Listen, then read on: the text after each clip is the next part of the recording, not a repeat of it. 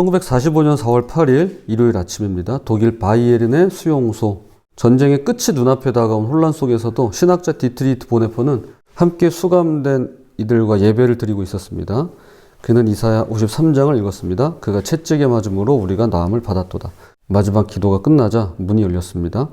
수감자 보네퍼 따라와. 모두가 그 말의 뜻을 알고 있었습니다. 보네퍼는 옆에 있던 영국인 포로 페인 베스트에게 조용히 말했습니다. 이것이 끝입니다. 그러나 나에게는 삶의 시작입니다. 다음날 새벽 4월 9일 그는 교수형을 당했습니다. 수용소가 연합군에 의해 해방된 것은 그로부터 불과 2주 뒤였습니다. 구원이 정말 가까이 있었지만 그는 알 수 없었죠. 하늘은 침묵했고 도울 자는 없었습니다. 그럼에도 불구하고 그는 마지막 날까지 예배를 드렸습니다. 말씀을 읽고 기도를 드렸습니다. 그에게는 끝까지 부를 이름이 있었던 것이죠. 고난주간의 첫 시간 다윗이 기록하고 수세기 뒤에 예수님께서 십자가에서 이렇게 외치십니다. 1절 내 하나님이여 내 하나님이여 어찌 나를 버리셨나이까. 아무런 응답이 없고 아무도 없는 것처럼 보이지만 그래도 끝까지 부를 이름이 있는데요. 이 시간 두 가지로 함께 살펴보도록 하겠습니다. 첫째로 침묵 속에서도 부릅니다. 시편 기자는 지금 한계에 다다랐습니다. 낮에도 부르짖고요. 밤에도 잠잠하지 않았습니다. 그런데도 아무 응답이 없었는데요. 이게 하루 이틀이 아니죠. 그런데 여기서 놓치지 말아야 할 것이 있습니다. 응답이 없는데도 다윗은 이렇게 외칩니다. 나의 하나님이여. 포기하는 사람은 이렇게 부르지 않습니다. 원망하는 사람은 당신은 내 하나님이 아니야! 라고 할 테죠. 그런데 그는 침묵 앞에서도 내 하나님이라고 부르짖습니다. 끝까지 붙들고 있는 것이죠. 이것이 신앙입니다. 응답받았을 때 드리는 찬양만이 아니라 응답이 없는 자리에서 그래도 부르는 것, 이것이 신앙의 언어입니다. 그러다가 갑자기 방향이 바뀝니다. 3절 이스라엘의 찬송 중에 계시는 주여 주는 거룩하시니이다. 히브리어 원문과 영어 성경에서는요, 이 구절을 그러나로 시작합니다. 응답이 없다, 침묵하신다, 그러나 주는 거룩하시다. 이렇게 말이죠. 이것이 핵심 전환입니다. 히브리어로 찬송 중에 계신다는 말은 찬양의 보좌에 앉으신 분이란 뜻입니다. 하나님의 보좌가 하늘 어디인가 멀리 있는 것이 아니라 찬양이 드려지는 그 자리가 곧 하나님의 보좌가 된다라는 것입니다. 지금 이 시간 우리가 찬양을 부르고 말씀을 나누고 기도를 올려드리는 이 자리야말로 그분의 보좌가 되는 것이죠.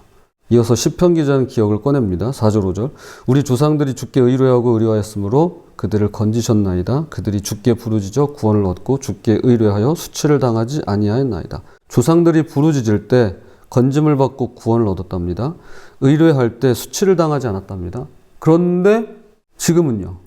그런데 나는요. 의뢰하는데 응답이 없고 부르짖는데 구원이 없습니다. 조상들이 부르짖을 때 건짐을 받고 구원을 얻었는데요. 의뢰할 때 수치를 당하지 않았는데요. 지금은요. 나는요. 이전 같으면 건지시고 구원하셨던 그 하나님께서 지금은 왜 침묵하시는 걸까요? 이 간격이 얼마나 고통스러울까요? 이 괴리감이 얼마나 비참하게 느껴지는지요. 그런데 바로 그 자리야말로 신앙의 자리임을 상기시켜 줍니다. 과거 구원의 역사를 기억하면서 또한 지금의 침묵 속에서도 그분께 나아가는 것, 느껴지지 않지만 기억하는 것, 이것이 시편 기자가 보여주는 신앙의 언어입니다. 예수님은 이 시편의 첫 구절을 십자가 위에서 직접 외치셨습니다. 엘리 엘리 라마 사박다니.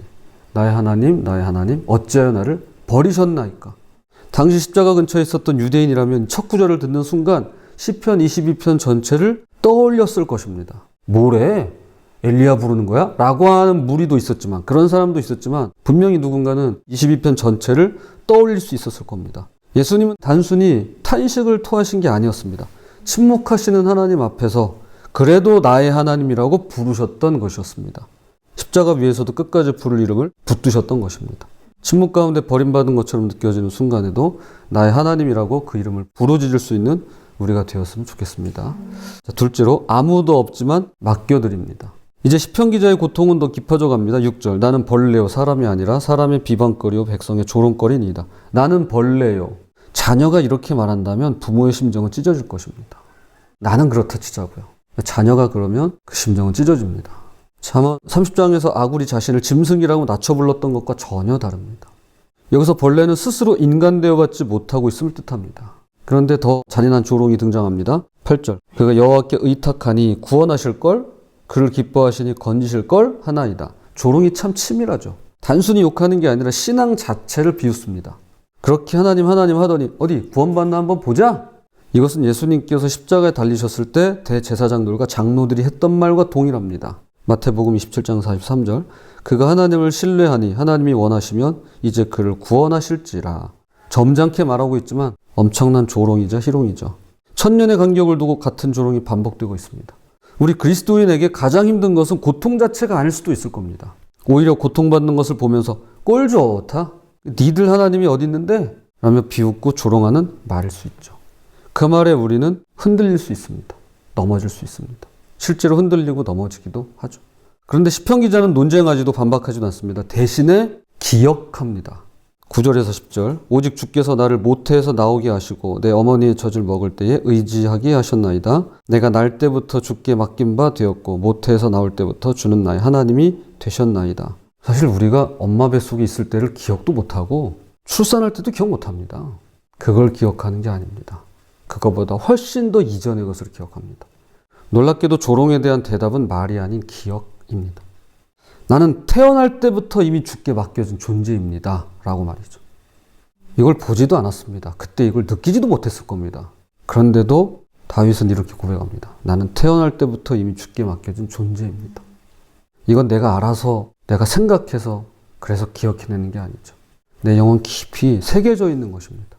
하나님과의 관계는 내가 만든 게 아닙니다. 내가 결정하기 이전부터, 내가 의식하기 이전부터 하나님께서 먼저 붙드신 것인데요. 그 기억이 조롱보다 오래되었습니다. 그리고 가장 솔직한 고백이 이어집니다. 11절 나를 멀리하지 마옵소서. 환난이 가까우나 도울 자 없나이다. 도울 자가 없답니다. 아무도 없는 상황입니다. 이것이 현실이에요. 우리가 이걸 인정해야 됩니다. 이게 현실입니다. 이 시편을 묵상할수록 예수님의 십자가 현장이 자꾸 겹쳐 보이는 이유이기도 합니다. 당시 예수님께서 잡혀 끌려가실 때 제자들은 도망갔습니다. 베드로는 3번 부인했습니다. 갈릴리에서부터 따랐던 여인들은 멀리서 지켜볼 수밖에 없었습니다. 그냥 바라만 봤어요. 십자가 위에서 예수님 곁에 아무도 없었던 것이었습니다. 도울 자가 없었습니다.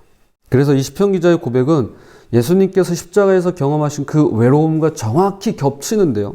환난이 가까웠는데 도울 자가 없습니다. 라고 말이죠. 그럼에도 불구하고 그런 자리에서조차 예수님은 나의 하나님이 되셨습니다. 라고 외치는 것입니다. 교우 여러분, 맡긴다는 것은 모든 게 해결되고 정리가 되고 다 끝난 뒤에 상황이 마무리된 뒤에 하는 말이 아닙니다. 이거 맡길게 라고 할 때 평소에도 이거 맡길게 라고 할 때도 다 끝난 뒤에 하는 게 아닙니다. 도울 자가 없는 그 자리에서 나를 멀리하지 마옵소서라고 구하는 것, 그것이 바로 맡기는 것입니다.